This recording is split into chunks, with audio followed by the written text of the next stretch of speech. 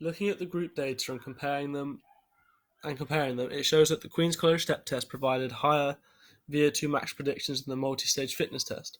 Furthermore, by putting both sets of results into a paired t-test and correlation test, the results came back with a p-value of p equals 0.752. This then shows that there is not a strong correlation between the two sets of results. Because of this finding, it means that one of the two sets results will be more accurate to the gold standard than the other, meaning that there is a more accurate test to be used. This is further backed up by there being a mean difference between the tests of 10.17, which is a big difference when looking at someone's VO2 max scores. Looking at the gold standard for VO2 max test is the gas analysis, and comparing this to the Queen's College step test can be seen in the previous study from Chatterjee et al. 2002, where it compared professional footballer players in the gas analysis test and the Queen's College step test. From this study, it showed to have a p-value of 0.001. This shows that there is a significant correlation between the gas analysis and Queen's College step test. And then from this, you can take that the Queen's College step test is going to be the more accurate of the indirect tests out of it and the multi-stage fitness test. This is because both indirect tests have no significant correlation, and the Queen's College step test does correlate to the gas analysis. So the multi-stage fitness test would not be as applicable according to the study by Chatterjee et al.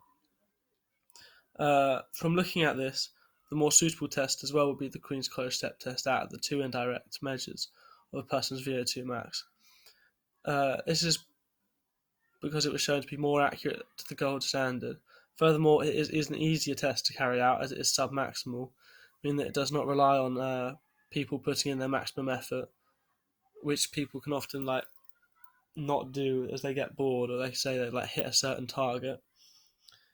And it's also more suitable for a wider range of participants, as not all people are able to perform the multi-stage fitness test due to the high energy nature of it. The cost of the test is also very low compared to the gold standard, as it only requires a step and a metronome, which can be found online for free.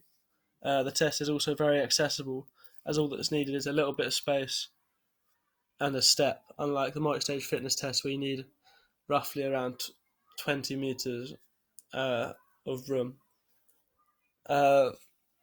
Strengths of the multi-stage fitness test, however, are as it can test large groups at once and also has a low cost. And it can also be game related as it's running up and down and changing direction.